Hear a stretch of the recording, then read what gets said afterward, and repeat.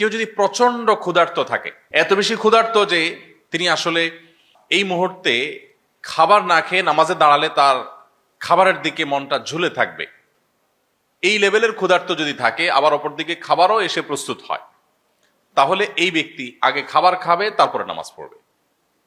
এমনকি জামাত যদি ছুটে যায়, যাক, তিনি আগে খাবার খেয়ে নিবে। কারণ এই কোন রকম নামাজ পড়ার চাইতে ইসলাম চায় প্রত্যেকটা কাজ যেন আমরা পারফেকশনের সাথে করি, যথাযথভাবে করি, সবচেয়ে সুন্দরভাবে করি। নামাজ পড়বো পরিপূর্ণভাবে আল্লাহ স্মরণের জন্য, আমার আল্লাহ স্মরণে ব্যাঘাত সৃষ্টি হতে পারে সেরকম বিষয় যেন না থাকে। এই জন্য ইসলাম বলে এই লোক খাবার দাবার গ্রহণ করে তারপর নামাজ পড়বে। আবার এই মাসআলা সকাল বিকাল দুপুর তিনবারে যদি আপনি অ্যাপ্লাই করতে থাকেন, প্রতিবেলা চিন্তা করেন যে আগে খাবো, চা চক্র হবে, তারপরে নামাজ হবে, মসজিদে জামাত যায়, যাক, তাহলে সেটা ভুল হবে।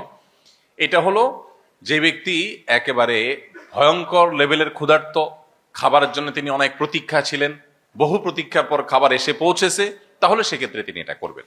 ঠিক একইভাবে আপনি যখন নামাজে দাঁড়াবেন, আপনার নামাজের সামনে বিশেষ করে দৃষ্টিসীমার মধ্যে এমন কিছু থাকা উচিত না যেটির ফলে আপনার নামাজের মনোযোগ নষ্ট হতে পারে।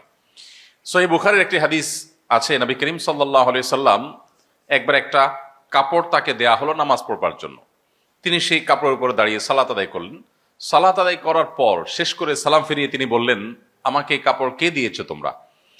এই কাপড়ে যে পরিমাণ কারুকার্য আছে, এই কারুকার্য আমার নামাজের মনোযোগকে নষ্ট করছিল, বারবার সেদিকে আকৃষ্ট করছিল আমাকে অন্য কোনো কাপড় থাকলে দাও। তখন সে কাপড়টা সরানো হলো, একটা প্লেন কাপড় দেয়া হলো, তিনি সেই কাপড়ে সালাত আদায় করলেন। এই হাদিসকে সামনে রাখলে আমরা এই প্রশ্ন উত্তর পেয়ে যাব। আজকাল যে সমস্ত জায়নামাজ পাওয়া যায়, বিশেষ করে সৌদি আরবে আমরা উমরা গেলে, হজে গেলে নিয়ে আসি, এই জায়নামাজগুলোর বেশিরভাগই এত বেশি কারুকার্য করা, এত বেশি সেখানে আপনার নানা রকমের রংচং, যে এগুলো আমাদের নামাজের মনোযোগকে যথেষ্ট রকমের নষ্ট করে। ব্যক্তিগতভাবে আমি এই ধরনের জায়নামাজ পারতপক্ষে কখনো কিনি না, এবং কেউ দিতে চাইলেও চেষ্টা করি সেটাকে যথাসম্ভব অ্যাভয়েড করার। কারণ এই জায়নামাজগুলো আসলে নামাজের মনোযোগকে নষ্ট করে। এই জায়নামাজগুলো বেশিরভাগই তৈরি হয় চায়নাতে।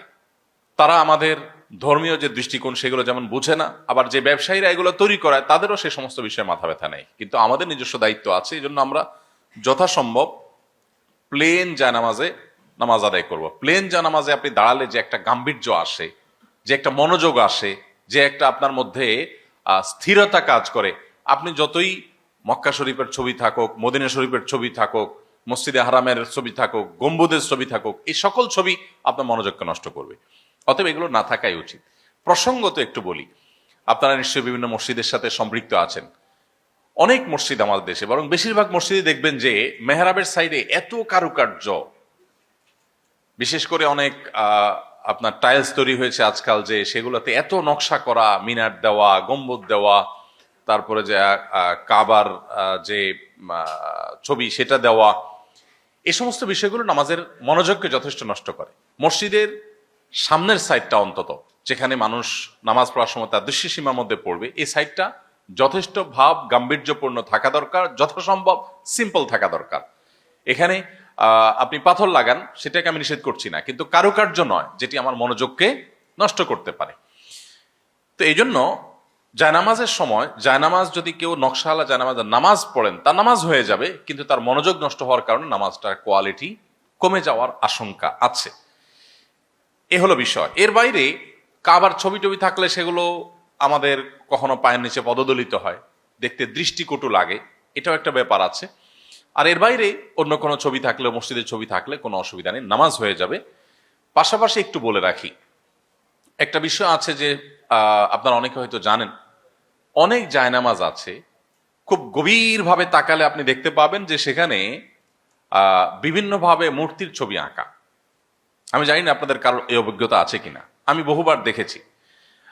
শুরুতে আমি যখন এই বিষয়গুলো শুনতাম, আমার কাছে মনে হতো যে এগুলো জাস্ট একটা কন্ট্রোভার্সিয়াল ইস্যু, মানুষ বোধহয় অহেতুক এই সমস্ত কথা তোলে। কিন্তু খুব ডিপলি বারবার করে দেখার পর আমি দেখলাম যে হ্যাঁ, বিষয়টা সত্য। তো এটি আপনাদের সাথে শেয়ার করার উদ্দেশ্য হলো একটু সতর্ক থাকা, যে একটু ভালো করে নজর দিলে আপনি বুঝবেন যে এখানে আসলে কোনো অবয়ব, কোনো প্রাণী, কোনো মূর্তি, কোনো অবয়ব এখানে আদৌ দেওয়া আছে কিনা। কারণ আমরা আগেই বলেছি, এই জায়নামাজগুলো প্রায় প্রায় 100%। সামান্য কিছু জায়নামাজ তার্কিতে তৈরি হয়, অন্যান্য দেশে যেটা তৈরি হয় একেবারে উল্লেখযোগ্য না। এগুলোর প্রায় বেশিরভাগই তৈরি হয় অমুসলিম কান্ট্রিগুলোতে, এবং অমুসলিমরাই তৈরি করে, তাদের মতো তারা ডিজাইন করে, এবং সেগুলোর পেছনে এ জাতীয় নকশা কিন্তু থাকে। এই জন্য এই ব্যাপারগুলোতে আমাদের খুব কেয়ারফুল থাকতে হবে। আমার অজান্তে আমি যদি এরকম জায়নামাজে নামাজ পড়ি, নামাজ হয়ে যাবে, কিন্তু ওই জিনিসটার কুপ্রভাব থেকে আমি মানে বাঁচতে পারবো না। যেহেতু আমি জানি না, আমার গুনাহ হবে না, কিন্তু আমি যদি দিন শেষে আমার অজান্তেও কোনো প্রাণী প্রতিমার উপর আমি সিজদা করি, তাহলে সেক্ষেত্রে এর যে একটা কুফল আছে, এর যে কুপ্রভাব আছে, সেটা কিন্তু আমার মধ্যে পড়বে। আল্লাহর কাছে আমি দায়ী থাকবো না, অপরাধী হব না, কিন্তু প্রভাবটা আমাকে অ্যাভয়েড করার সুযোগ কিন্তু নেই। আস-সুন্নাহ ফাউন্ডেশন, উম্মার স্বার্থে সুন্নাহর সাথে।